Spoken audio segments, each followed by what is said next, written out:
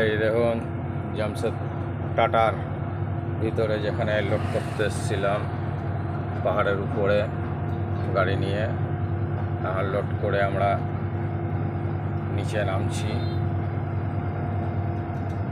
এটা হচ্ছে tata motors তুর্কি, টাটা মোটরস তুর্কি। সেইখান থেকে লোড করে নিয়ে আমরা বেরোচ্ছে। চারিদিকে পাহাড়, ওই লাস্টে পাহাড়ের উপরে, ওই উপরে গেছিলাম লোড করতে।